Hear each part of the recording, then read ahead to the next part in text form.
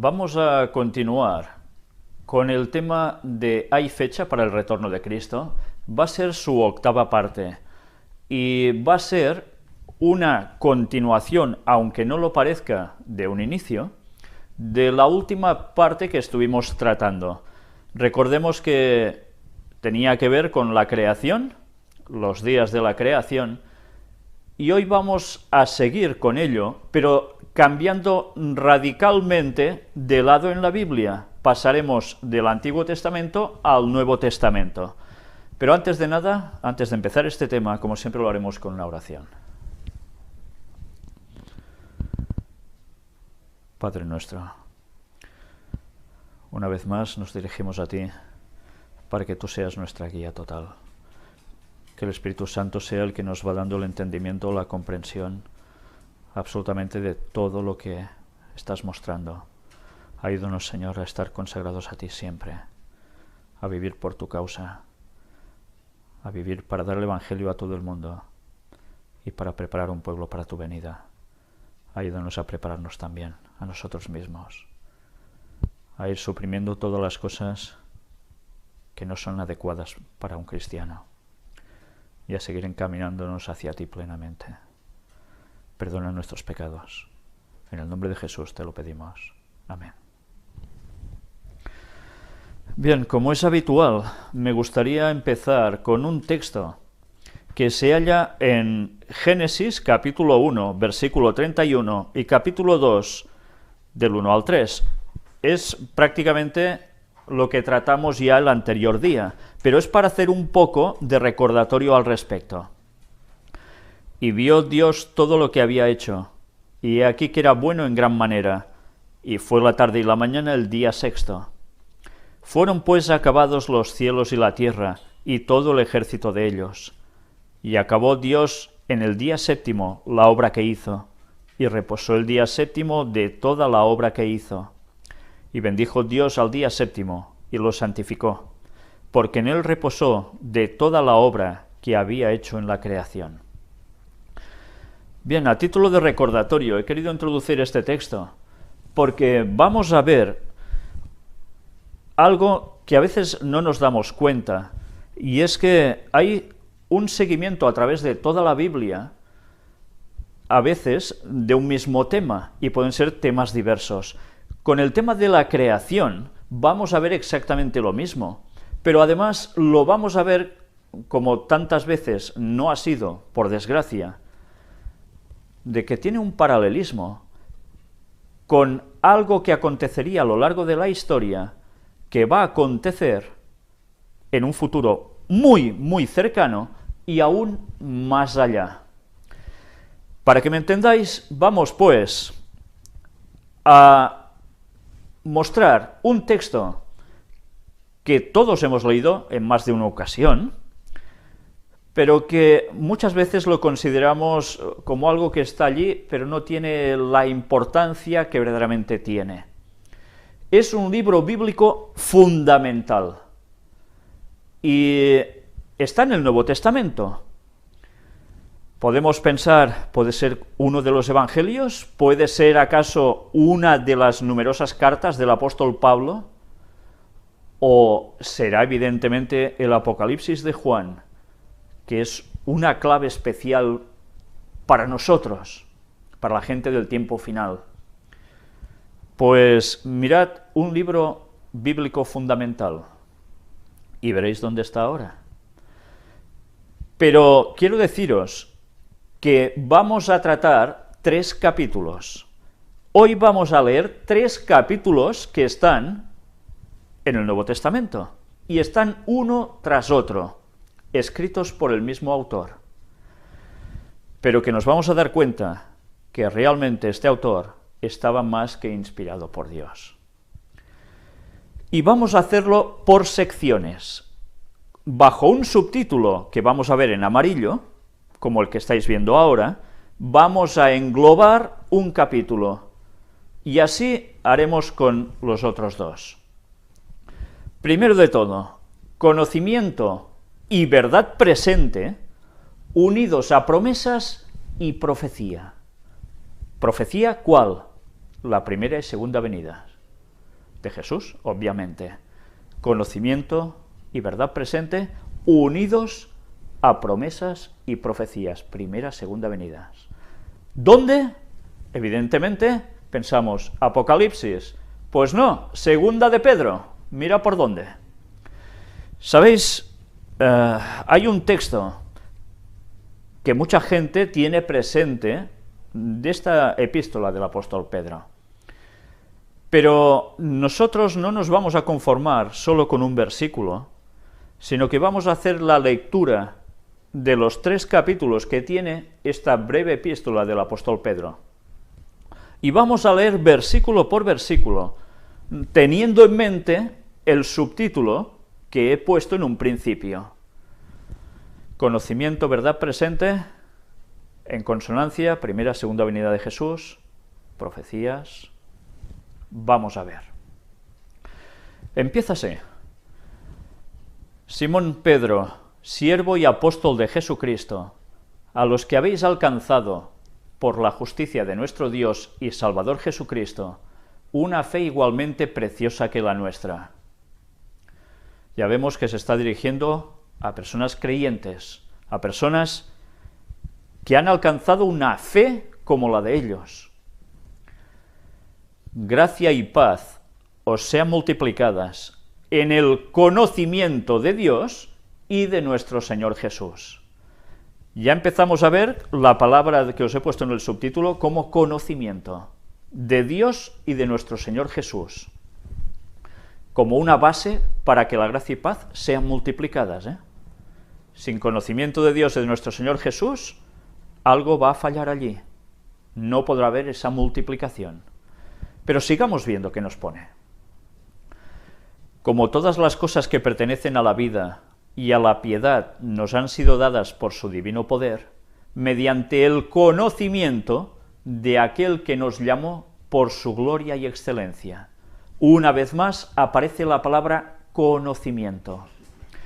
Mirad hasta qué punto el conocimiento es algo que Dios nos pide, nos exige, para que podamos llegar a tener lo que Él quiere para nosotros. Por eso, cuando podéis hablar con cualquier cristiano de cualquier denominación y os dice que no, yo ya sé que estoy en la verdad y ya está, y no le da vueltas a buscar más, a profundizar más, sino que se conforma con lo que ya sabe, ese cristiano en verdad es un difunto. ¿Sí? Porque no busca conocimiento. Entonces, cualquier persona que se diga cristiana y no busque el conocimiento de Dios y de nuestro Señor Jesús en profundidad, guiado por el Espíritu Santo, pues se va a quedar a medias. Y ante Dios no tendrá excusa de decir, es que yo no sabía, es que yo no conocía. Ese conocimiento debe estar, evidentemente, por unos pasos que ya iremos viendo ahora, de progreso espiritual en la persona. Pero que eso nos debe llevar además a ese conocimiento íntimo con Dios. Vamos a ver qué más nos pone. Por medio de las cuales nos ha dado preciosas y grandísimas promesas, para que por ellas llegaseis a ser participantes de la naturaleza divina, habiendo huido de la corrupción que hay en el mundo a causa de la concupiscencia. Mirad, preciosas y grandísimas promesas. Ya estamos viendo cómo hay todo algo que va unido, ligado, por ese conocimiento. Pero además, para que llegásemos a ser participantes de la naturaleza divina. Tantas veces los grupos de la nueva era y gente con filosofías orientales dicen que nosotros somos dioses, ¿no? Y el cristiano dice, para llegar a participar de la naturaleza divina es muy distinto a ser dioses tal cual con el concepto que corre por este mundo. Participar de la naturaleza divina lo hacemos gracias a ¿qué? A la muerte de Cristo por nosotros. A través de allí entramos, sobre todo a través de su llaga, en el pacto con Él, la relación íntima con Él, sobre todo, ya vimos la connotación de sábado en todo ello. Y a partir de allí, nosotros, ¿de qué participamos? De la naturaleza divina. nosotros en Él en nosotros, y todos unidos en Dios.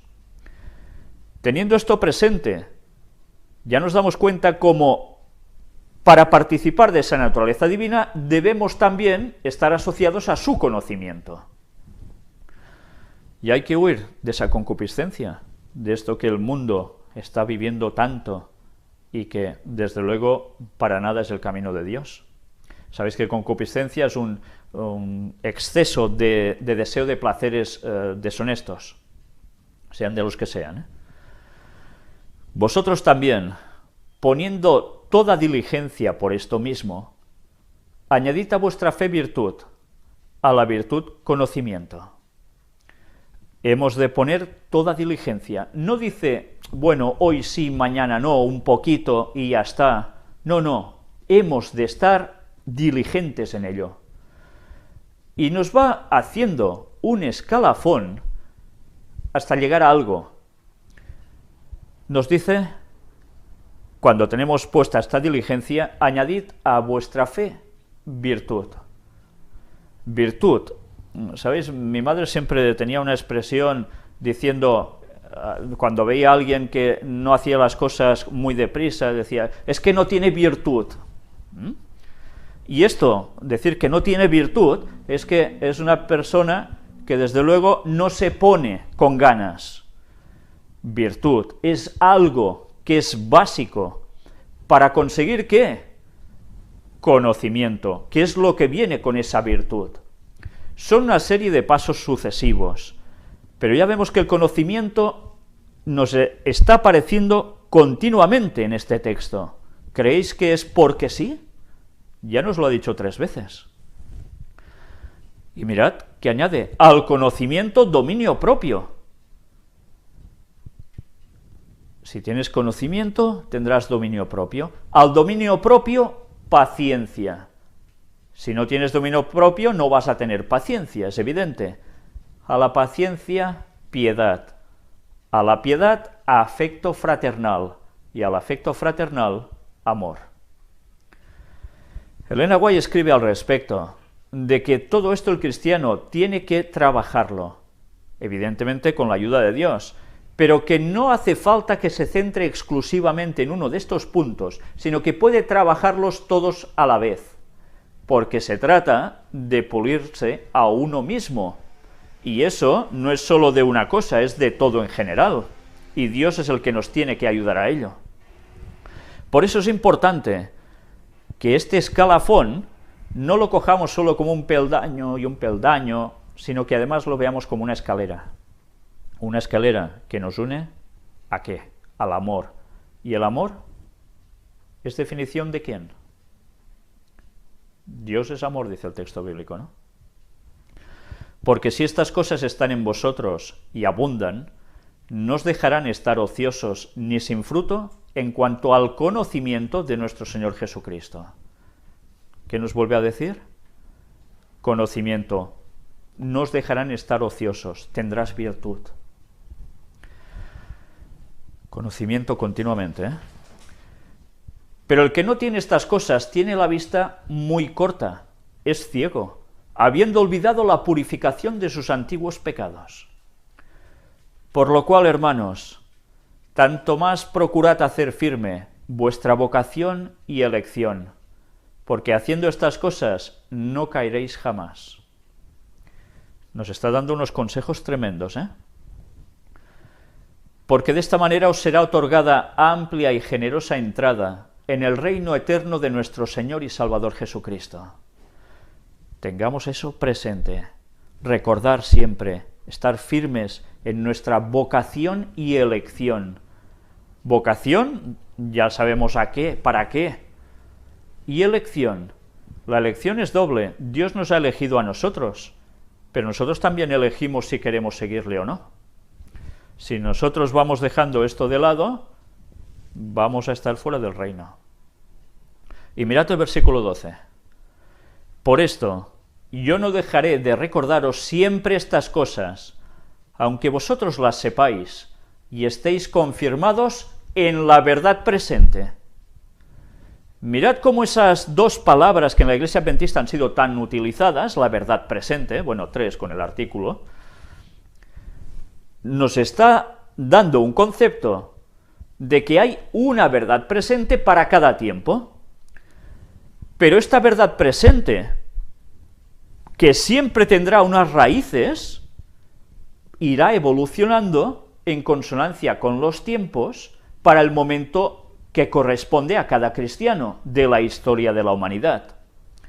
Y tengamos esto presente, porque nos vamos a dar cuenta que esta, y digo de nuevo, verdad presente, que ya escribía el apóstol Pedro, nos va a dejar perplejos. Cuando nos demos cuenta de que no solo era la verdad presente, ¿cuál era la verdad presente de su tiempo?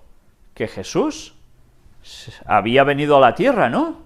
Y que Jesús había muerto por nosotros, y que Jesús había resucitado. Algo más sigue aún, ¿no? ¿Hay algo más de verdad presente? Lo vamos a ver como en su propia epístola. Hay algo más sobre esta verdad presente, ya en su tiempo, pero que va a hablar de otro tiempo distinto. Sigue diciendo el versículo 13, pues tengo por justo, en tanto que estoy en este cuerpo, el despertaros con amonestación, sabiendo que en breve debo abandonar el cuerpo, como nuestro Señor Jesucristo me ha declarado. Él sabía que lo iban a matar. Él sabía que iba a dejar de existir. Pero aún y así, sabiendo esto, ¿cuál era su preocupación? Despertaros con amonestación. Despertaros con amonestación, aunque, como dice antes, vosotros las sepáis estas cosas. Mirad si es importante que en las iglesias, desde los púlpitos, se hable de despertar a la feligresía con amonestación. No se trata de adormecer a la feligresía hablando siempre de las mismas cosas, sino de despertarlos con amonestación, para que haya una transformación, un cambio, y busquen el estar confirmados en la verdad presente. La verdad presente, ya hemos visto cómo a través de los tiempos se ha ido adaptando a las circunstancias de ese momento. Para Noé había una verdad presente, ¿no? ¿Cuál era? Mundo, viene un diluvio en 120 años, ¿os preparáis o os quedáis fuera? Perecéis. ¿Cambiáis y entráis en el arca o os quedáis donde estáis y se acabó? Y así la verdad presente ha ido evolucionando dependiendo de los lugares, de los momentos. Pero eso sí, debemos recordar que hay una verdad presente para nuestro momento. Y ese momento, ¿no estamos de acuerdo en que es el momento final de los tiempos? ¿No debe haber una verdad presente para ahora también? Ya iremos viendo aún más cosas. Miremos el versículo 15. También yo procuré con diligencia que después de mi partida vosotros podáis en todo momento tener memoria de estas cosas. O sea que él les iba a decir algo que ya sabían, pero quería que en todo momento recordaran estas cosas que él les escribía. Y veremos qué cosas son. Porque nos hemos dado a conocer el poder y la venida de nuestro Señor Jesucristo siguiendo fábulas artificiosas, sino como habiendo visto con nuestros propios ojos su majestad. Ellos estaban pregonando algo que habían visto. Ellos habían visto a Jesús en toda su gloria y majestad.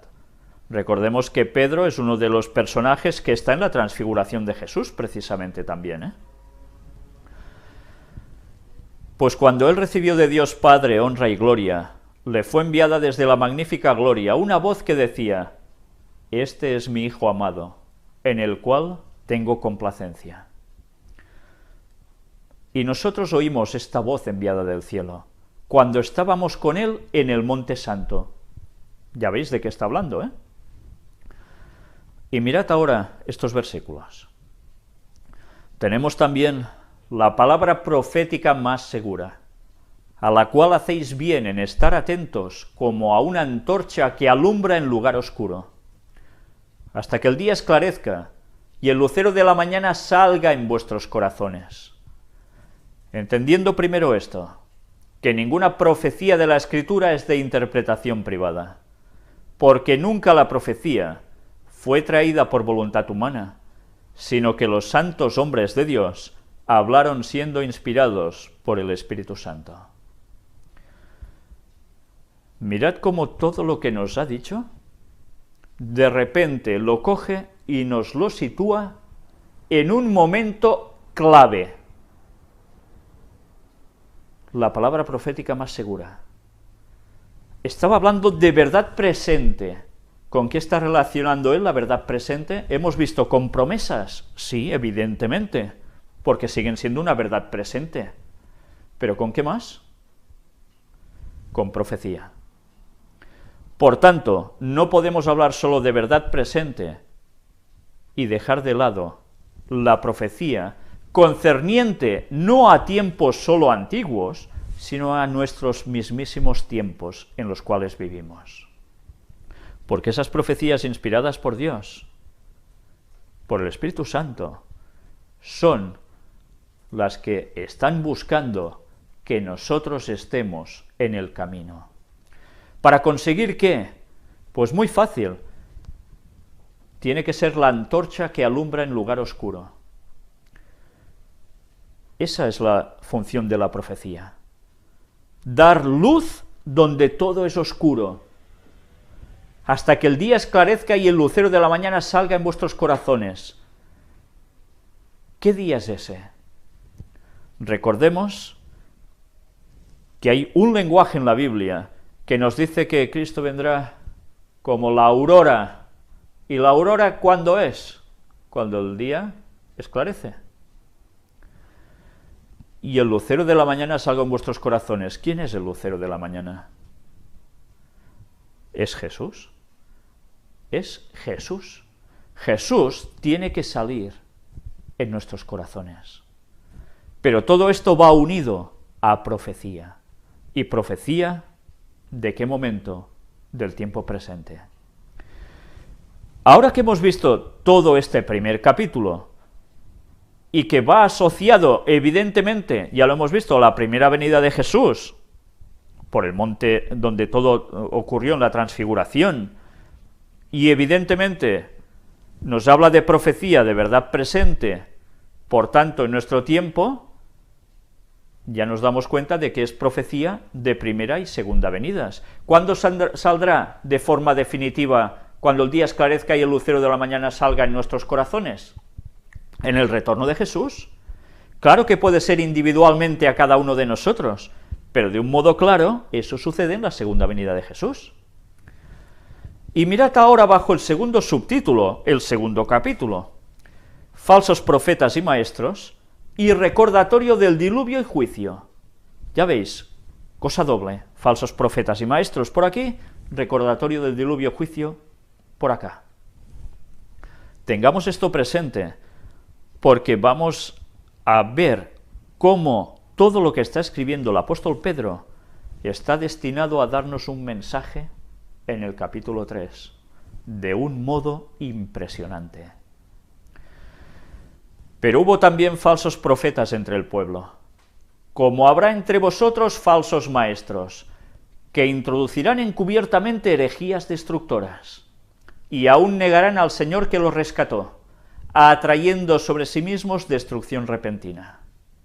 Y muchos seguirán sus disoluciones, por causa de los cuales el camino de la verdad será blasfemado. Por tanto, falsos profetas, falsos maestros, que empezarán a decir herejías destructoras hasta apartar a la gente del camino de la verdad, porque hasta ese camino de la verdad será blasfemado. Atención a esto, porque si hay un camino de la verdad que es auténtico y es blasfemado, quien está blasfemando de ese camino tiene la responsabilidad suya más a todos los que arrastra. Esto es para planteárselo todo el mundo que sube a un púlpito a hablar, todo el mundo que tiene gente que sigue lo que dice, todo el mundo, y todas las iglesias que tienen precisamente esto, poder dirigir desde los púlpitos la palabra, para llevar a la gente a la verdad o para blasfemar la verdad, aunque se digan cristianos. Sigue diciendo: y por avaricia harán mercadería de vosotros con palabras fingidas. Sobre los tales ya de largo tiempo la condenación no se tarda, y su perdición no se duerme. Están sentenciados. Porque si Dios no perdonó a los ángeles que pecaron, sino que arrojándolos al infierno los entregó a prisiones de oscuridad, para ser reservados al juicio, y si no perdonó al mundo antiguo, sino que guardó a Noé, pregonero de justicia, con otras 7 personas, trayendo el diluvio sobre el mundo de los impíos, ¿os estáis dando cuenta qué relación de acontecimientos está cogiendo el apóstol Pedro mientras está escribiendo aquí? Nos habla de falsos maestros, falsos profetas, que están apartando a la gente de la verdad. Pero además nos habla de que estos están sentenciados lo mismo que esos ángeles que pecaron. Pero además, ¿con qué lo está uniendo? Con un juicio sobre el mundo antiguo.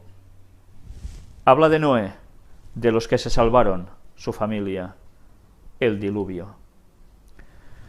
Ya estamos viendo cómo hay una contraposición de un mensaje certero de verdad para un tiempo final contra lo que falsos profetas y maestros dirán.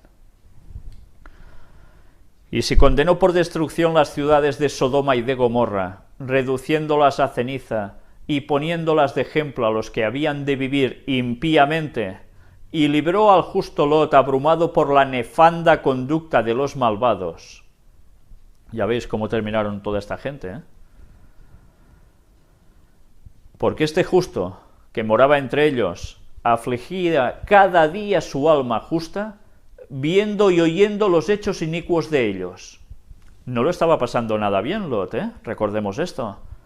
Y nosotros a veces estamos tan acostumbrados a la maldad de nuestro alrededor, en las ciudades, donde sea, que casi somos insensibles. Él no, él era justo.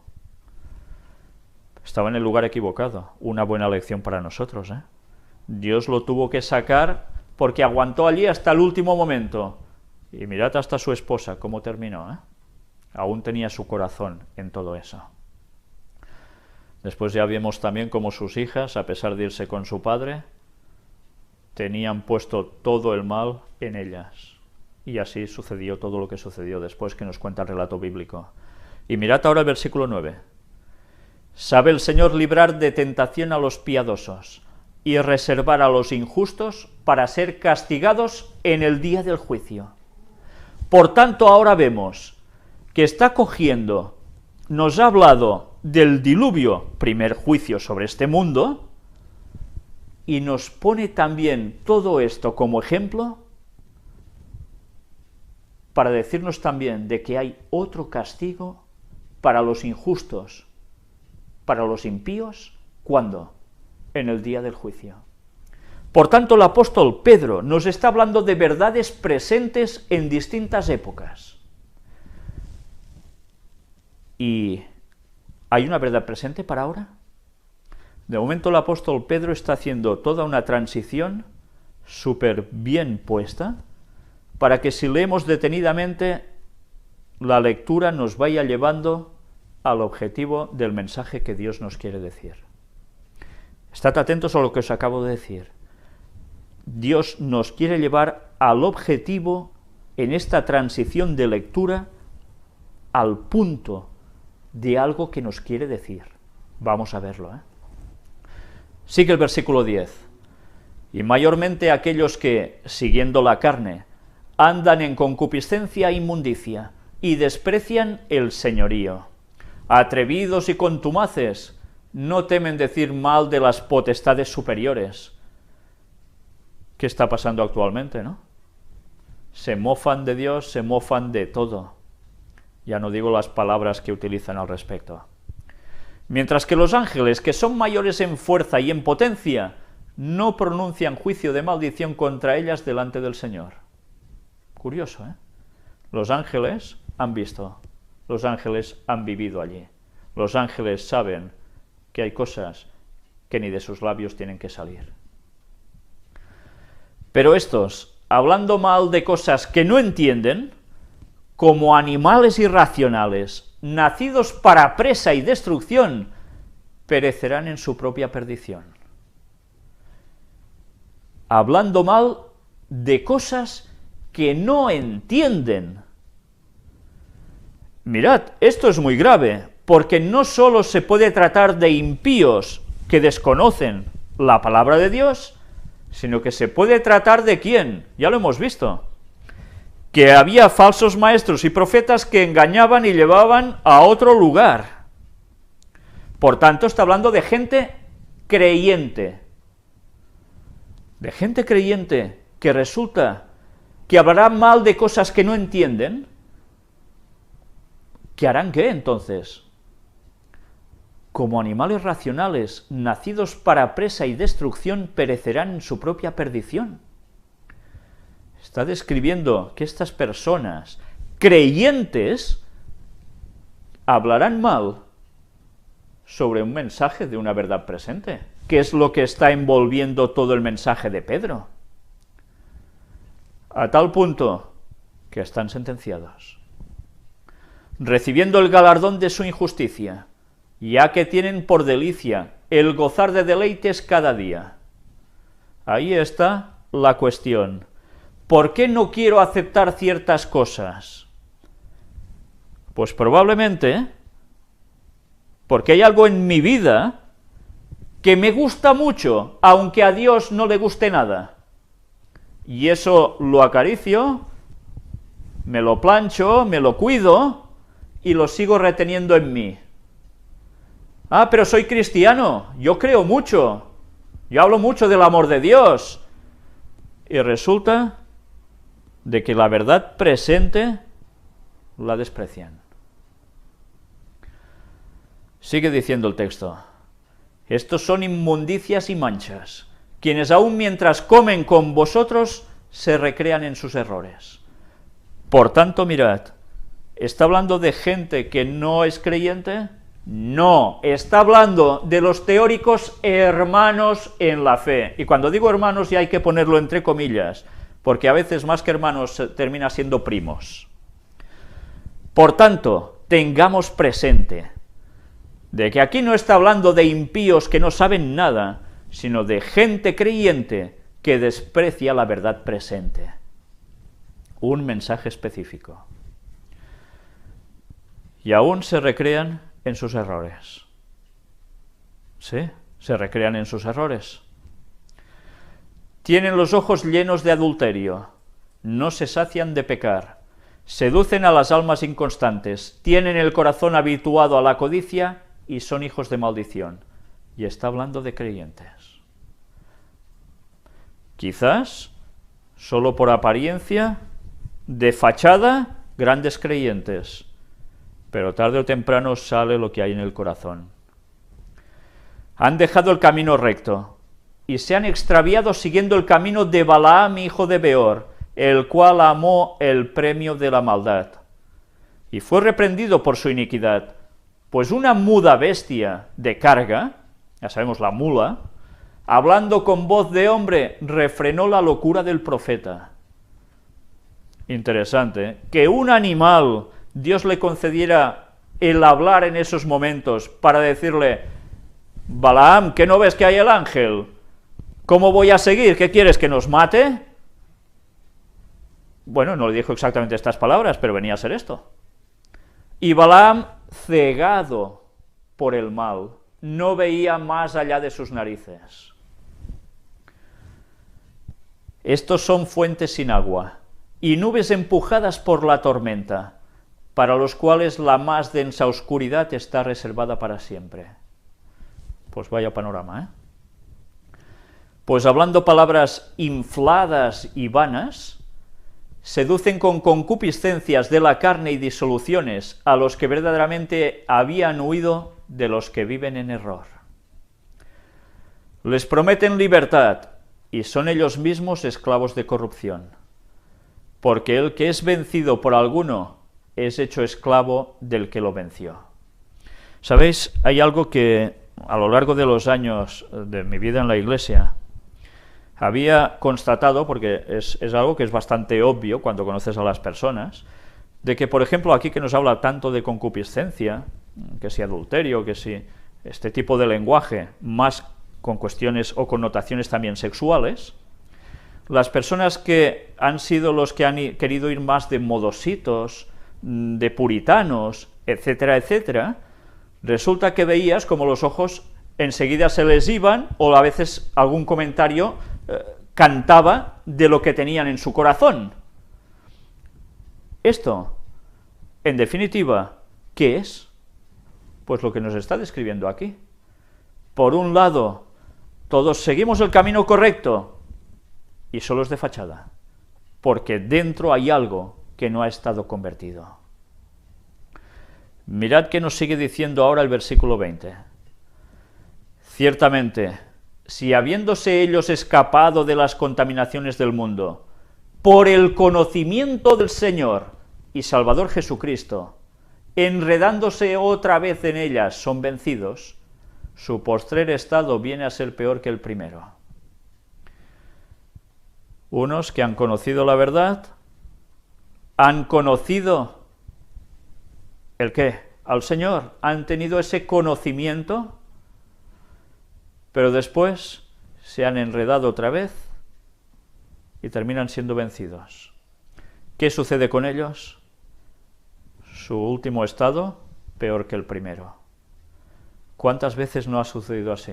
Personas que han conocido el mensaje de Dios, el mensaje de la verdad presente, y cuando llega un momento en que parece que todo va bien, algo empieza a girarse, vuelven atrás, y su estado es peor que el primero que tuvieron. ¿Habéis conocido experiencias así? Yo sí, y creo que cualquiera que lleve años conociendo cualquier iglesia sabrá que eso es verdad. Porque mejor les hubiera sido no haber conocido el camino de la justicia, que después de haberlo conocido volverse atrás del santo mandamiento que les fue dado. Ojalá no hubieran conocido nada, porque lo van a pagar más caro.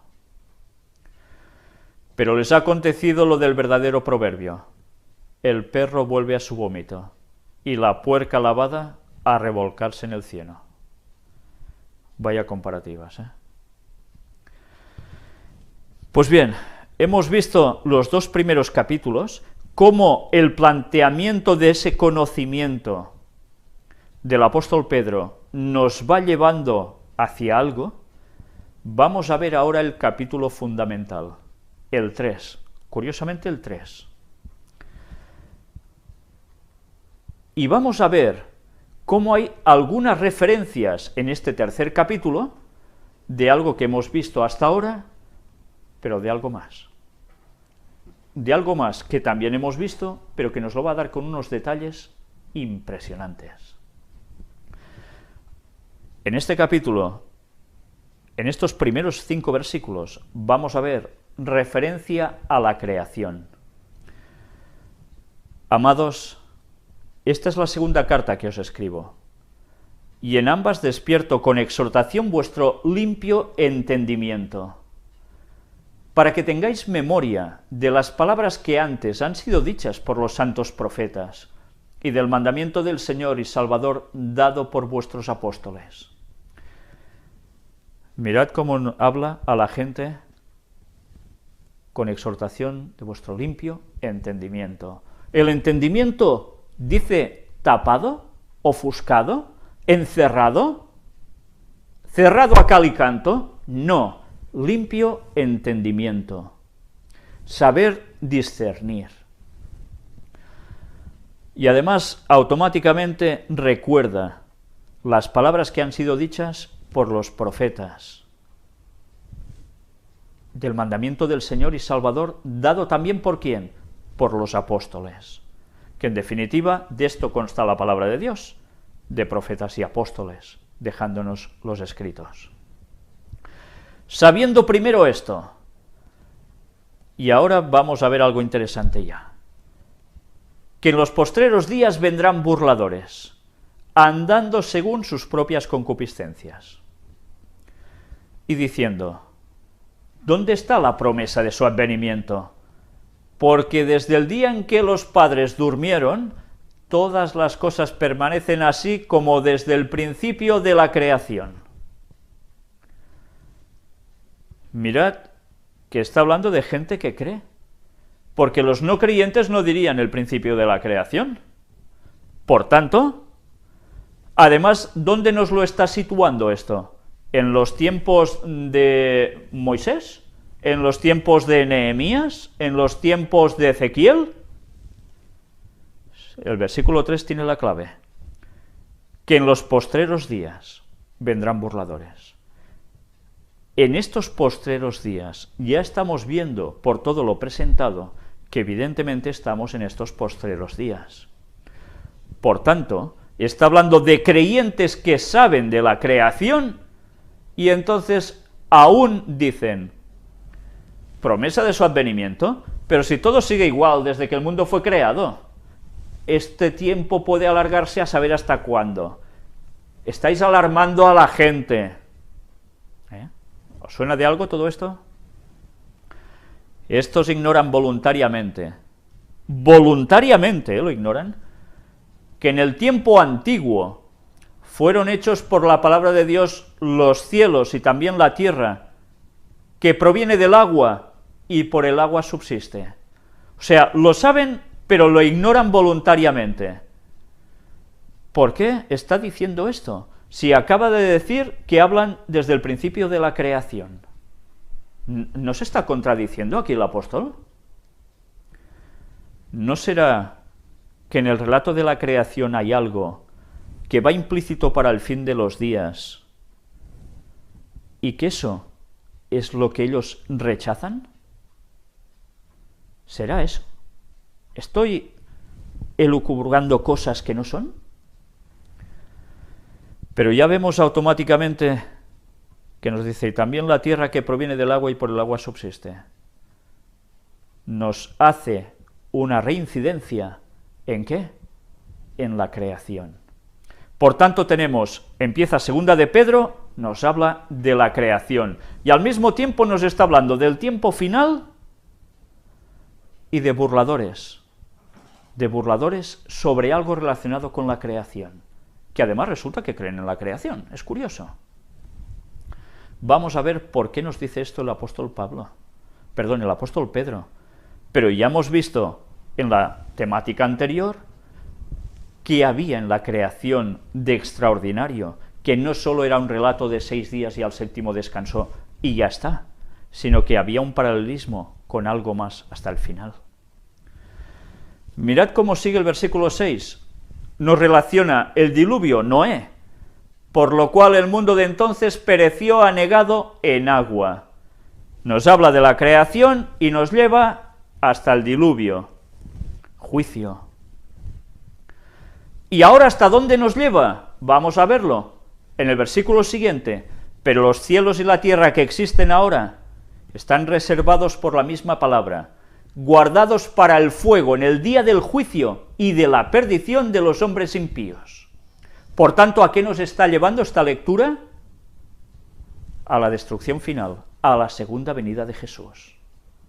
Démonos cuenta cómo el apóstol Pedro, cuando está escribiendo, está siguiendo un hilo argumental con unos matices impresionantes que nos está llevando a través de toda la historia de la humanidad. Creación, diluvio, y nos lleva hasta la segunda venida. Ya habíamos visto antes que también nos hablaba de la primera venida, o sea, nos hace todo el recorrido de la historia de la humanidad y nos lo sitúa, ¿habéis visto relacionado con qué? Con la creación. Con la creación. Los cielos y la tierra. Versículos anteriores nos hablaba del mundo pereciendo en agua y anteriormente la creación. ¿No creéis que nos está queriendo decir algo respecto al relato de la creación en 6 días y al séptimo descansó, con algo que tiene que acontecer al final de los tiempos, pero con algo más que va transcurriendo a lo largo de todo este tiempo? de 6.000 años. Ahora entramos en el versículo clave. Este versículo me gustaría que lo tuvieseis retenido continuamente, todos los que creáis que puede haber fecha para la venida de Cristo, como los que pensáis que no puede haberla. Y luego, los que crean que no puede haber fecha para el retorno de Cristo, que expliquen este versículo. Segunda de Pedro 3:8. Mas, oh amados, no ignoréis esto, que para con el Señor un día es como 1000 años, y 1000 años como un día. Después de hacernos toda esa transición, nos lleva a la consumación de una clave especial para entender todo lo que nos quiere transmitir en su epístola, que decía que recordásemos, aunque supierais estas cosas. Finalmente dice, hermanos, mira que nos ha hablado de conocimiento, ¿eh? ¿Cuántas veces nos ha citado la palabra conocimiento? ¿6, 7? No ignoréis esto. Nos ha llevado a través de toda una línea de pensamiento para decirnos, en el tiempo final, no ignoréis esto, que para con el Señor un día es como 1000 años, y 1000 años como un día. En la profecía final también hay la simbología de un día igual a 1000 años. ¿Cuántas veces cuando hablamos de profecía, ya lo comenté anteriormente, decimos la profecía de tantos días, como la de 2300 días, quería decir 2300 años, día por año, pero ya vemos que después de marcarnos toda esta línea de pensamiento inspirado por el Espíritu Santo, no por él mismo, no de interpretación privada, nos dicen, no ignoréis esto, que es para el último tiempo, la verdad presente para vuestro último tiempo. No dicen los textos que todo lo escrito allí está hecho especialmente ¿para quién? Para quienes alcanzó los fines de los siglos. ¿A quién se está refiriendo entonces? Especialmente a nosotros. Esto se termina. Y nosotros, justo antes de que esto se termine, debíamos comprender, entender, ver con claridad el conocimiento que Dios nos quería dar. Y este es el conocimiento clave que nos quería dar en esta epístola Dios a través de Pedro. Un día igual a 1000 años. Automáticamente vamos al relato de la creación. 6 días, ¿cuánto equivaldría esto? 6000 años. ¿Y en el séptimo día qué acontece? El reposo. En el séptimo día, ¿qué sucede? En el séptimo, final de todo ya, después de estos 6000 años de historia de la humanidad, un nuevo día empieza. ¿Qué día es? El del reposo de la tierra. El jubileo de la tierra. Estad atentos, he dicho el jubileo y lo remarco, porque de esto también vamos a tratar en su momento. Algunos dirán, pero es que la creación no es profecía. Pues quien diga eso me sabe mal, pero debe ahondar más en las Escrituras, porque ya hemos visto cómo, a través de los propios textos bíblicos, se nos estaba dando a entender que ese relato, y muchos otros más que hay en toda la Biblia, nos hacían referencia precisamente a esto, a una simbología, a algo que estaba como un código que nosotros debíamos entender. Mirad cómo continúa ahora, precisamente después de toda esa línea de pensamiento, segunda de Pedro 3, 8 al 14. Nos habla sobre la segunda venida y la destrucción final. Mas, oh amados, no ignoréis esto, que para con el Señor un día es como 1000 años, y 1000 años como un día. El Señor no retarda su promesa, según algunos la tienen por tardanza, sino que es paciente para con nosotros, no queriendo que ninguno perezca, sino que todos procedan al arrepentimiento. Mirad hasta qué punto dice que el Señor no retarda su promesa. Por tanto, es la promesa de que va a volver, pero retardarla. ¿Cómo podemos saber si una cosa se retarda? Si alguien se retrasa cuando te dice que viene a tu casa, ¿por qué sabes que se retrasa? ¿Porque lo intuyes? ¿O porque has quedado con él a un cierto momento y resulta que llega más tarde? Entonces tú sabes que se retrasa. Si alguien te promete, mira, que a las 4 de la tarde estoy justo allí, allí me tienes, y resulta de que a esa hora no está retardando su promesa. Pero es que el Señor, para poder hacer esto, nos tiene que mostrar en qué momento vuelve, porque si no, ¿cómo sabemos que se retrasa? ¿Os dais cuenta qué lógica? El texto nos lo está diciendo. Pero algunos la tienen por tardanza. ¿Por qué? ¿Será porque ignoran el momento de esa promesa? ¿Cuándo dice que Él regresa? Mirad cómo esta explicación nos ayuda a entender todo lo que antes hemos visto en estos 2 capítulos y lo que iba de tercero. Sino que es paciente para con nosotros, no queriendo que ninguno perezca, sino que todos procedan al arrepentimiento. Él no se demora, Él tiene su momento marcado, vendrá cuando toque, pero desde luego no viene antes de tiempo, porque algunos dicen, bueno, Él puede venir hoy mismo o mañana. No, porque iría contra su promesa, iría contra todo lo que nos ha dejado escrito en la palabra de Dios, iría también contra lo que dice Elena White, que todas las profecías del tiempo final no son condicionales, se tienen que cumplir, sí o sí, y quien nos diga lo contrario, pues la verdad os está tomando el pelo. Tened esto presente, y os lo diga un pastor, os lo diga un presidente de no sé qué, es igual. ¿No tienen el espíritu de profecía para leer, acaso?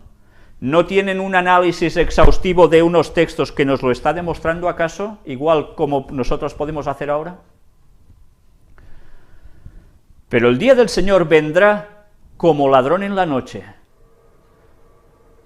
en el cual los cielos pasarán con gran estruendo, y los elementos ardiendo serán deshechos, y la tierra y las obras que en ella hay serán quemadas. ¿Cómo puede ser que si nos está hablando de que no se retrasa, etcétera, etcétera, ahora nos diga que vendrá como ladrón en la noche? ¿A nosotros tiene que sorprendernos como un ladrón en la noche? ¿El momento de su venida? Porque es de lo que está hablando, del momento de su venida, Además nos describe qué va a suceder en ese momento. Todo fundido. Todo. Los cielos pasarán con gran estruendo. Yo esa escena aún, sinceramente, me cuesta poderla imaginar.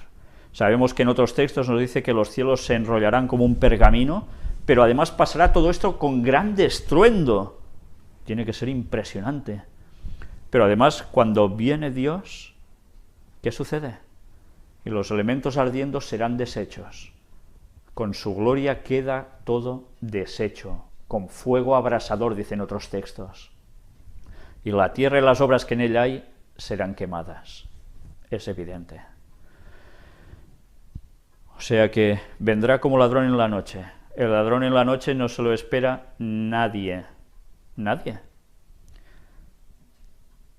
Pero ¿esto incluye al pueblo de Dios? ¿Al auténtico pueblo de Dios le incluye que nos va a sorprender su día como ladrón en la noche? Tendremos que seguir leyendo a ver si nos aclara algo. Puesto que todas estas cosas han de ser deshechas, ¿cómo no debéis vosotros andar en santa y piadosa manera de vivir, esperando y apresurándoos para la venida del día de Dios, en el cual los cielos encendiéndose serán deshechos, y los elementos siendo quemados se fundirán? Nos está advirtiendo, si todo esto ha de acontecer, ¿qué hemos de hacer nosotros? Esperándonos y apresurándonos para la venida del día de Dios. Démonos prisa, preparémonos. ¿Para qué? ¿Para que nos sorprenda como un ladrón? ¿Será eso? Pero nosotros esperamos, según sus promesas, vuelve a las promesas, cielos nuevos y tierra nueva, en los cuales mora la justicia. Por lo cual, oh amados, estando en espera de estas cosas, procurad con diligencia ser hallados por él sin mancha y irreprensibles, en paz. Por tanto, aunque nosotros podamos saber más o menos cuándo se acerca Cristo, debemos estar preparándonos diligentemente en esa escalera que nos ha mostrado en un principio, para llegar ¿a qué? Al conocimiento pleno de Cristo, a una perfección, a una unión íntima con Él. De nada servirá que conozcamos muchas profecías actuales, futuras, todo, si nosotros no estamos llevando la vida en consonancia con Dios. Si algo hemos hecho mal, lo debemos cambiar, definitivamente.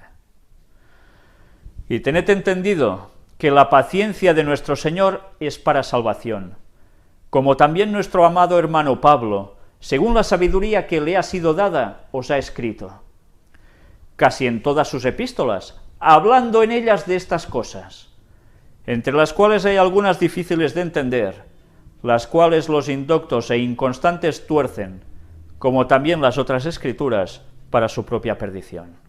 Ya sabéis que el apóstol Pablo era tan tremendamente impresionante mentalmente, que escribía cosas que algunas personas, por no profundizar en lo que él escribía, iban a torcer. Ya sucedió en sus tiempos, ya lo veis, el apóstol Pedro lo está diciendo. Curiosamente, ahora sucede exactamente lo mismo, pero aún mucho peor. Y mirad hasta dónde nos está llevando ya su pensamiento ahora, ¿eh? Así que vosotros, oh amados, sabiéndolo de antemano, guardaos, no sea que arrastrados por el error de los inicuos, caigáis de vuestra firmeza. Hemos de estar firmes. Nada de tolerar errores de los inicuos en nosotros. ¿Por qué creéis que la doctrina tiene que ser sana, como dice en otros lugares? Debemos reservar y preservar la sana doctrina. Antes bien, creced en la gracia y el conocimiento de nuestro Señor y Salvador. A Él sea gloria ahora y hasta el día de la eternidad. Amén. ¿Qué nos vuelve a terminar diciendo? Creced en la gracia, por supuesto. ¿Pero en qué más? Y el conocimiento de nuestro Señor y Salvador Jesucristo. ¿Quién es el que da la profecía? Es Cristo. Cristo da la profecía. Entonces, llegar al conocimiento de nuestro Señor y Salvador Jesucristo puede ser llegar a ese pleno conocimiento si estamos dejando de lado las profecías o las estamos malinterpretando. Tengamos eso presente. Pero nosotros debemos buscar ese conocimiento con la ayuda del Espíritu Santo. Toda la gloria será para Él al final. Toda, gracias a Dios, que nos ha buscado para nuestra salvación. Pero ya habéis visto que aquí nos ha hablado como ladrón en la noche. Evidentemente, y lo vemos en otros textos bíblicos, también podremos hablar de ellos en su momento, un ladrón en la noche sorprende a quien no se espera nada. Pero el pueblo de Dios, ya vemos que si llega a su conocimiento pleno, evidentemente no va a ser sorprendido. Hay textos muy claros al respecto, ya los trataremos. Pero uno ya, que enseguida tenéis, supongo todos en la mente, ¿cuál es referente a eso? ¿Alguien me lo podría decir? Pensad, buscad por vosotros mismos, y os daréis cuenta de que llega un momento en que dice, mas vosotros no estáis en tinieblas, para que ese día os sorprenda. ¿Cómo qué? Como ladrón. Por tanto, a nosotros eso no debe sorprendernos. ¿Por qué? Porque tienen que haber unas profecías y unas promesas que nos lleven a entender las cosas, a vivirlas y a tenerlas en nosotros, para saber el momento del tiempo. Vamos a ver ahora cómo ese texto de 2 de Pedro 3:8 resulta que tiene otro texto paralelo, y que los dos textos paralelos están, o son, o nos van a servir para las simbologías, códigos de la Biblia. Diréis, ¿a este se le ha ido la cabeza? No, ya lo hemos visto a través de toda la temática del tercer Elías, y estas que estamos viendo y más que veremos, que en la Biblia hay profecías, pero que también hay simbologías, códigos, que una vez nosotros conocemos, es como una plantilla que vas poniendo sobre un texto y te ayuda a ver la parte que Dios quiere mostrarte. Recordemos, 2 de Pedro 3:8 decía, mas, oh amados, no ignoréis esto, y está hablando de los últimos días, que para con el Señor un día es como 1000 años, y 1000 años como un día. Pero ahora vayamos al Salmo 90, versículo 4, que resulta que nos está diciendo prácticamente lo mismo. Porque 1000 años delante de tus ojos son como el día de ayer, que pasó, y como una de las vigilias de la noche. Por tanto, un día es igual a 1000 años, y 1000 años es igual a un día. 6 días de la creación, ¿a qué equivalen? A 6000 años de la historia del pecado, de la humanidad pecando en la tierra. Un día, 1000 años. ¿Pero qué sucede? El séptimo día de la creación es un sábado, es el reposo. ¿Y qué habrá después de 6000 años de historia de la humanidad? El milenio. El paralelismo es total. Solo un necio, por querer ser necio, no por ser corto, no puede llegar a ver esto. ¿Estamos preparados para asumir que las matemáticas de Dios son perfectas? ¿Que cuando Él dice que son 6000 años, son 6000 años, y no se trata de año más arriba, año más abajo? Si Dios, que es el matemático perfecto, lo tiene todo tan bien delimitado, vamos a ser nosotros los que le digamos al Señor, seguro que al final nos vas a sorprender. Si Dios nos sorprendiera, nos cogería como ladrón en la noche. En cambio, no lo va a hacer, esa es su promesa. Ahora vamos a ver, para muestra de estas simbologías y paralelismos numéricos que hay en relación con el tiempo final en nuestras Biblias. Pero también, a veces no nos hemos dado cuenta a través de la Biblia, y lo deberemos ver incluso en los escritos de Elena White. Ya lo hemos visto a través de sus citas de cantidades de años, ¿verdad? Habla de 2000, de 4000 y de 6000 años. Hemos estudiado unas, seguiremos estudiando después las otras. Hoy era un paréntesis necesario para poder seguir viendo todas esas fechas de miles de años que ella pone, para darnos cuenta de que esto no está basado en aire, sino que está basado sólidamente en el texto bíblico, como habéis visto. Y mirad qué aparece en este libro, Testimonios Selectos. Es un libro que en España yo no recuerdo haberlo visto nunca, y no es ni testimonios para la Iglesia ni mensajes selectos. Puede haber escritos que aparezcan allí, que estén en estos otros dos, que son más de un volumen, pero en cambio este tiene una cita que en los otros lugares yo no he hallado al menos. Y, por cierto, creo que vale la pena que todos los que lo podáis conseguir lo hagáis. Mirad qué aparece precisamente en este libro, tomo 2, capítulo 9. Pero ahora las palabras de Jesús no dejaban lugar a dudas. Había de vivir como humilde peregrino sin hogar y morir como si fuese un malhechor. Entristecióse el corazón de los discípulos porque amaban a su maestro, pero la duda acosaba sus mentes, pues les parecía incomprensible que el Hijo de Dios se sujetase a tan cruel humillación. No podían comprender por qué había de ir Jesús voluntariamente a Jerusalén para entregarse al trato que, según les declaraba, iba a recibir allí. deploraban profundamente que su maestro se resignara a tan ignominiosa suerte, dejándolos en tinieblas aún más densas que aquellas en que andaban a tientas antes de que él se les revelase. Les vino a la mente el pensamiento de arrebatarlo por la fuerza y esconderlo en paraje seguro, pero no se atrevían, porque el mismo Jesús les había dicho que semejante proyecto era sugerido por Satanás.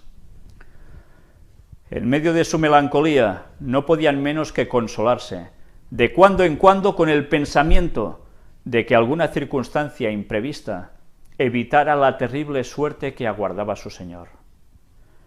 Así anduvieron tristes y vacilantes, oscilando entre la esperanza y el temor durante 6 largos y oscuros días. ¿Os estáis dando cuenta? 6 largos y oscuros días fueron por los que ellos anduvieron vacilantes de aquí para allá, con un pensamiento que les iba confrontando. 6 días largos y oscuros. 6 milenios de historia de la humanidad en el cual la humanidad funcionaríamos así. 6 días, un día 1000 años. Y ahora ya podéis coger vuestras Biblias y empezar a leer desde Génesis capítulo 1, versículo 1, hasta Apocalipsis 22, último versículo, y a través de toda la Biblia veréis que cosas que fueron realmente y quedaron registradas en nuestras Biblias, nos estaban dando una connotación, una simbología, un código. ¿Por qué? Porque todo eso estaba escrito especialmente para la gente de los últimos días. Y eso quizás no lo han entendido nuestros padres, nuestros abuelos, gente anterior a nosotros que hayan estado en la fe. ¿Por qué? Porque no era su verdad presente. No les tocaba a ellos saber los tiempos y las sazones. Ahora está llegando el momento de que se cumplan esos 6000 años. Y cuando Elena White nos decía, y lo visteis en las primeras temáticas, de que a través de toda la Biblia se nos estaba hablando de ello, y nosotros no nos enterábamos de sus palabras, y nosotros aún vamos a querer dudar de esto. Antes hemos visto de que hay ciegos porque quieren ser ciegos, porque prefieren mofarse, no buscar la verdad en profundidad y conformarse con lo que saben en conceptos. Pues ese va a ser el problema, porque a esa gente les va a coger como ladrón en la noche. Ojalá a nosotros eso no nos suceda. El código cifrado que está a través de toda la Biblia lo podéis encontrar y daros cuenta por vosotros mismos, como en tantísimos lugares, eso ha sido una dinámica en toda la Biblia para decírnoslo continuamente. Después de 6000 años, justo cuando se cumplen los 6000, yo vuelvo. Solo faltaba que se escribiera así para que lo viésemos claramente. Pero Dios a veces no deja las cosas tan claras. ¿Por qué? Ya lo sabéis. Debemos escudriñar en la palabra de Dios para sacar ese tesoro escondido. No basta con hacer así, ¡ay, mira, está aquí! No, el tesoro hay que escarbar, hay que cavar hacia abajo, buscar y buscar, y entonces va saliendo el tesoro.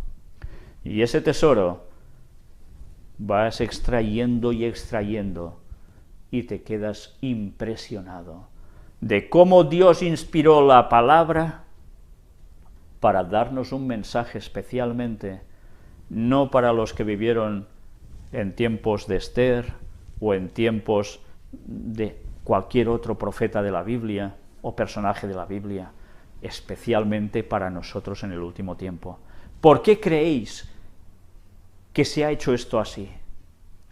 Porque Dios sabe que lo que nos viene encima es lo peor que ha acontecido en toda la historia. Y solo hay un modo de poder ser salvos: buscar su conocimiento. Transformación en nosotros, total, buscando su carácter en nosotros. Y saber, conocer el momento de su retorno, para prepararnos y avisar a todos los demás. Las señales se están cumpliendo, ¿no lo veis? ¿Vais a dudar de lo que viene después de estas señales? Cuando además se nos dice, ¿cuándo va a ser esto? Pues nada, podemos seguir dudando mucho. Pero nosotros tenemos un deber, y es buscar la verdad. El próximo día, si Dios quiere, siguiendo con la 9ª parte de esta temática, vamos a ver las citas de Ellen White sobre los 2000 años. Porque también tiene citas al respecto. Y terminan de ayudarnos a comprender cómo estos 6000 años no es un cómputo de más o menos, un tiempo, bueno, no determinado del todo, sino que es un tiempo totalmente preciso, que sabemos cuándo empieza y sabremos entonces cuándo acaba.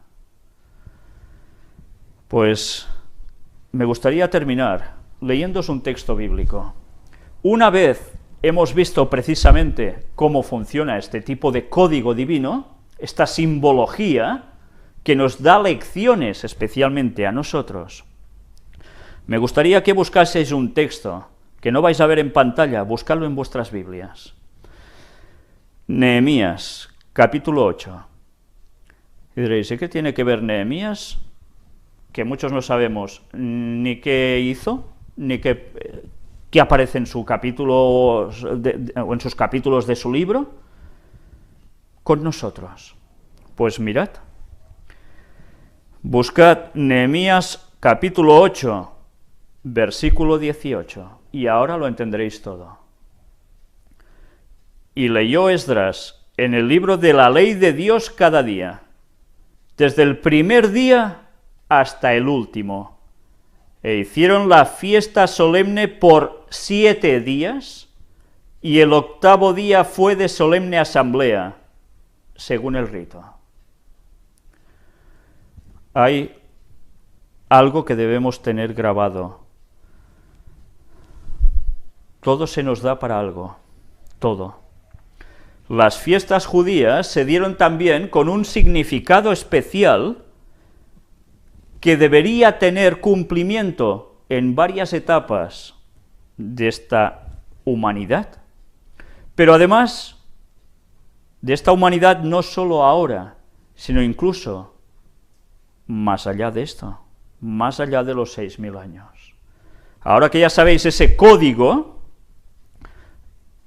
entenderemos claramente 7 días y al 8º, fiesta de solemne asamblea.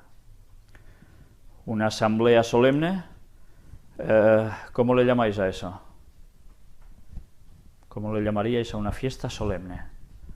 Los judíos hacían algo, sí, se juntaban todos y celebraban, contentos, porque estaban muy contentos después de esta fiesta de 7 días, ¿eh? ¿Qué hacían? ¿Una fiesta? ¿Cómo se llamaba? ¿Qué hacían con una serie de ramas que cortaban y se ponían debajo? Pues de eso hablaremos en su momento. Pero automáticamente nos damos cuenta de que hay una celebración que acontece no al final del año, o sea, cuando es el año 6000, cuando se cumple el 6000, sino que es cuando se cumple el 7000, 6000 años de humanidad, viene el milenio, nos vamos al cielo, y después, ¿qué acontece en el año 7000? ¿Nos quedamos en el cielo aún? No. La Biblia nos dice que vuelve a descender Jesús en su tercera venida, pero ¿viene solo a esta tierra donde está solo Satanás y sus ángeles? No. Algo sucede. Baja con la Nueva Jerusalén, ¿Pero con quién más? Con todos los santos de todas las épocas que han sido salvos. ¿Y qué más acontece? Hay la resurrección de los malvados, ¿no? De los impíos, los que no han sido salvos. Y es cuando se deciden, engañados otra vez por Satanás, que les dice, yo os he resucitado, vayamos a por ellos, y se pasan días creando incluso máquinas de guerra, viniendo de todos los extremos de la tierra, para ir a atacar a la Nueva Jerusalén, destruir la ciudad de los santos. Y entonces, ¿qué sucede? Es cuando Dios actúa. Hace descender fuego y azufre del cielo y los consume para siempre. El último en morir es el más impío e inicuo de todos, sobre el que recae todo el mal, Satanás. ¿Os recuerda esto también a algo de dos animalitos que uno es llevado al desierto, etcétera, etcétera? Pero resulta que al final todo es consumado porque es consumido. ¿Y qué acontece? El pueblo de Dios está triste, ¿verdad?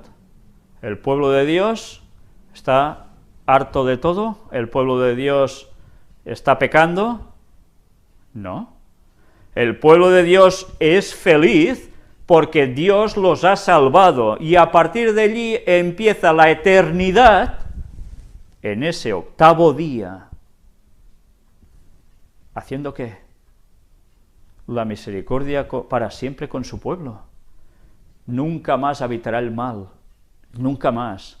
No se levantará ningún otro Lucifer que pasa a ser Satanás, ni a ninguno de nosotros se nos irá la cabeza y volveremos a hacer el mal. No, eso se acabó para siempre. En ese octavo día vamos a celebrar todos juntos en asamblea la victoria, el triunfo, la paz por la eternidad al lado de Dios. Pues ahora, sabiendo esto, me gustaría que vosotros mismos buscaseis en vuestras Biblias todos los lugares que ya hemos ido viendo también nosotros y hemos ido mostrando en las temáticas del tercer Elías, sobre todo, donde se nos habla en ese tipo de código para darnos cuenta que nos estaba dando un mensaje continuamente por toda la Biblia para decirnos 6000 años de historia y Jesús vuelve. Y después aún habrá 1000 años más y después de la destrucción final de los impíos, la eternidad perfecta. Una vez sabido esto, vais a leer la Biblia de un modo maravilloso. Pero es que además recordad, vais a encontrar que también nos habla del momento de la primera venida de Jesús, porque nos hace un juego también con un cierto número, que es en el cual aparece Cristo, bajo su milenio en la tierra. ¿Cuándo vino Jesús? ¿Cuántos años habían pasado de historia? 4000. Pues pensad en el 4 también. O el final del 3, porque también juega así la Biblia. Tened esto presente, porque sabiendo esto, vais a coger la Biblia y le vais a encontrar una belleza impresionante. Un cerebro detrás que sobrepasa el entendimiento de todos. ¿Sabéis? La mayor parte de profetas que están aquí no se conocieron entre ellos para nada. Vivieron en épocas muy distintas. Y en cambio resulta que sin ellos darse cuenta, están escribiendo el mismo código, la misma simbología, a través de cosas que les suceden y que ellos escriben. Y veremos que habla de festividades, de ritos ceremoniales, que después veremos y diremos, claro, ahora lo entiendo, ¿por qué el rito de la circuncisión tenía que ser al octavo día? Sí, la ciencia ha descubierto que el octavo día es el día ideal para... Sí, pero ¿solo por eso? ¿Tiene alguna simbología esto con lo que va a acontecer al final del milenio, precisamente? Y así nos vamos a ir dando cuenta a través de toda la palabra de Dios que el autor auténtico de la Biblia no es un ser humano. El simple humano lo que pone es humano. Lo que pone a veces son sus palabras para escribir lo que Dios les transmite. Pero incluso así, Dios hace auténtica maravilla para que pongan lo que tienen que poner. Y esa es nuestra gran luz. No la despreciemos. porque despreciar esta verdad presente va a hacer que cuando Cristo vuelva seamos desechados. Nos va a coger como ladrón en la noche y después nos va a decir: apartaos de mí, hacedores de maldad. Son palabras muy fuertes, pero solo habrá ovejas o cabritos. No habrá nada más, o salvos o perdidos. ¿Dónde queremos estar?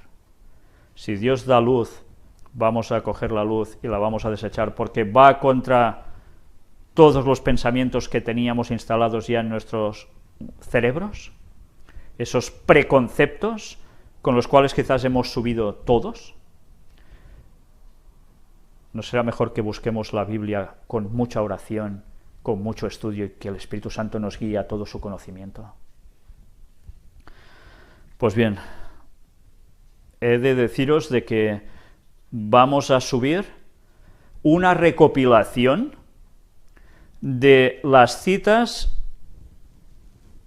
textos bíblicos sobre todo, de períodos que nos marcan precisamente estas etapas de años que venimos exponiendo en esta temática de si hay fecha para la venida de Cristo. Y son las que ya mostramos en las 12 temáticas del tercer Elías. Pero además las hemos recopilado todas, una tras otra, lo que Dios nos ha mostrado a nosotros, más lo que Dios le ha ido mostrando a la gente, que no se ha cerrado por banda, sino que ha empezado a buscar y a examinarlo todo, a ver si realmente esto era así, o era un fraude de un falso maestro, un falso profeta, un loco, un no sé qué. Busquémoslo por nosotros mismos. Nosotros os vamos a subir estas partes como continuación de estas temáticas. No lo haremos ahora, o bueno, sí, lo podemos subir ya directamente, para que cuando después veamos las citas de los 2000 años y las otras que veremos también de otros años, de Elena White, nos demos cuenta por nosotros mismos que esto no son bromas, y que la palabra de Dios no tiene desperdicio, pero para nada. Pues sabiendo esto, me gustaría que todas las personas que de verdad sean sinceras, y sabed una cosa, Dios solo puede trabajar con los sinceros, solo con los sinceros, que todas las personas que son sinceras, antes de precipitarse a decir cosas contra quien esté presentando algún tema así, busque por sí mismo, pida en oración al Señor que lo guíe y busque con todo detenimiento, mirando todas las temáticas de principio a final que hemos presentado del tercer Elías y estas de la segunda fecha, de la fecha para el retorno de Cristo, y examine si hemos dicho alguna barbaridad. Creo que no podrá decirlo, porque la Biblia está siendo muy clara, y los escritos de Elena White también. Y si Dios inspiró tanto una cosa como otra, ¿seremos nosotros quien vaya contra su palabra? ¿Va a producir esto ir si vamos contra su palabra? No ir contra nosotros, es ir contra Dios. Tengamos esto presente. Pero desde luego hay un mensaje que debemos dar a este mundo, porque esto se acaba. Vamos a terminar haciendo una oración. Padre nuestro que estás en los cielos, una vez más, Señor, te pedimos que el Espíritu Santo sea el que nos guíe, que nos vaya dando la luz de tu conocimiento, para que nos preparemos, para que el día de tu venida no nos sorprenda como un ladrón en la noche.